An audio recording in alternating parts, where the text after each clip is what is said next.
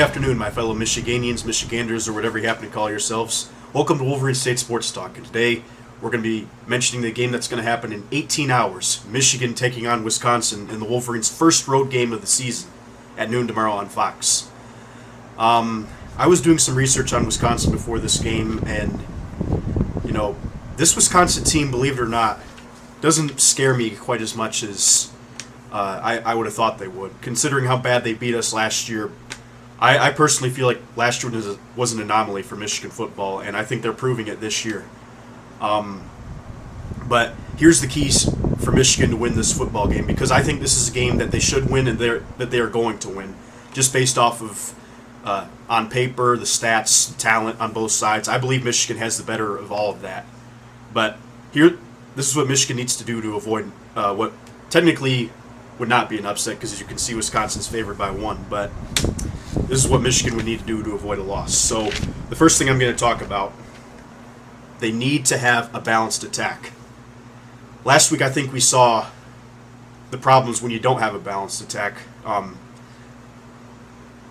Rutgers was loading up the box all the second half, putting 8-9 guys in there, blitzing like crazy, sometimes even only rushing 3 and getting there, but nonetheless, on first and second down, they knew exactly what play was coming. They always had an extra guy there to make the tackle, and Michigan wasn't able to run the football at all in the second half. So that's where they're going to have to start throwing the ball a lot better. And I'm hearing a lot of people blame Josh Gaddis. Here's the thing, though. Cade McNamara had plenty of guys open last week. Cade was missing a lot of throws. And that just can't happen in this game. Wisconsin is one of the worst teams in the country in pass defense. Pro Football Focus has them ranked 97th in coverage. So the fact is, Michigan should be able to win some of these battles. Cornelius Johnson, Roman Wilson, A.J. Henning, these guys, the simple fact of the matter is McNamara is going to have to throw these guys the ball. Eric All as well.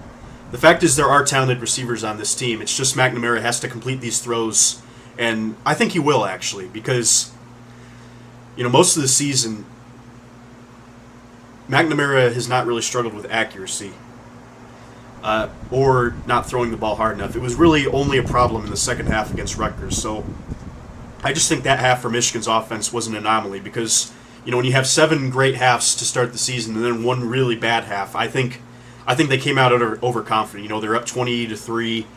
They weren't making the blocks. They weren't executing their routes, and McNamara was just missing wide open guys. So, the fact of the matter is, hopefully it's a lesson learned for this team, but I do think that they're capable of getting back on track against Wisconsin. And then next up, defensively, I think this is a game that Michigan can really dominate. You look at last week, Rutgers ran the football a little bit, but the key thing was Josh Ross getting hurt really screwed things up. While I was watching the game, at first I thought it was our defensive line that was getting dominated, and that actually really wasn't the case. We played fine on the defensive line in the second half. The real problem was the linebacking core. After Ross got hurt, Mullings had to go in the game, and he's only a freshman, and he looks completely lost out there. There's several plays where he doesn't fill in his gap, he doesn't make the tackle at the point of attack, and I'm not trying to be hard on the guy because he's only a freshman, never played big-time college football before. But the fact is he just made a lot of young mistakes, and Rutgers took advantage of it. Credit to them. But I didn't see it as Rutgers was severely more talented on offense than Michigan. And Michigan still only gave up 10 second-half points. So it's not like they let Rutgers move the ball at will. It just felt that way because they were on the field the whole time because Michigan's offense couldn't do anything. So I'm not too worried about Michigan defensively. I think that this Wisconsin offensive line is not as good as it's been in the past. Watching them, they don't run block quite as well. They don't get that push that they're known to get. And I believe our defensive line has enough size. You look at the play of Chris Hinton. He's been absolutely terrific at the defensive tackle spot for Michigan. He's able to get the pressure on the quarterback, Mozzie Smith. And then, obviously, both our edge rushers are excellent. And I think Ojabo and Hutchinson could both have pretty big games.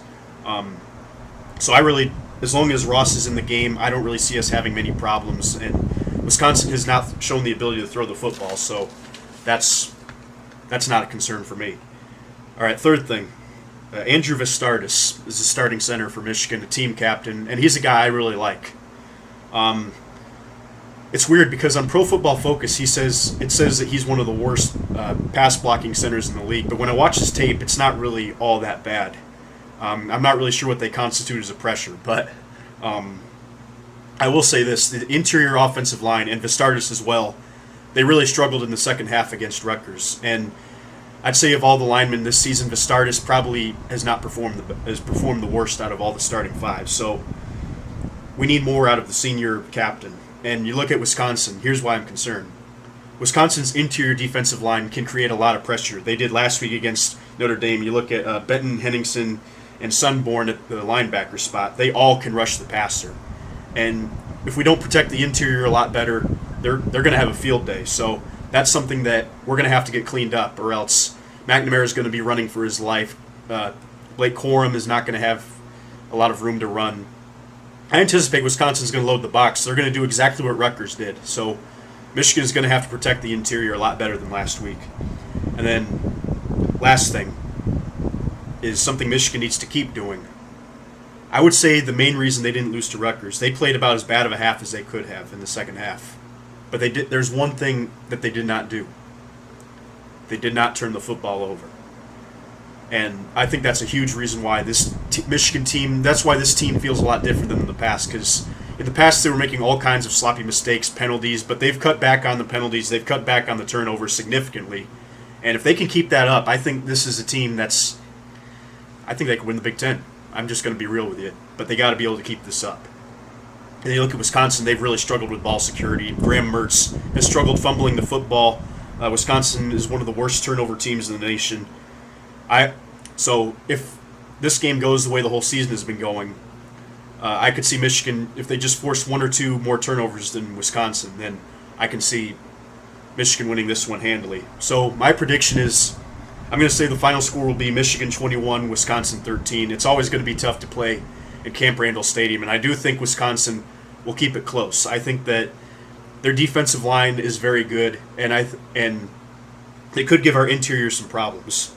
But outside of that, I can see our receivers beating their corners. I can see our defense doing just fine. I think it'll be a bounce-back game. Last week against Rutgers was one bad half, but we've had 8 halves so far this season, and one has been bad.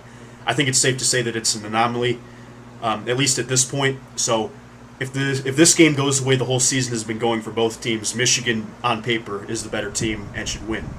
All right, thank you all for listening. Go Blue tomorrow, and take care.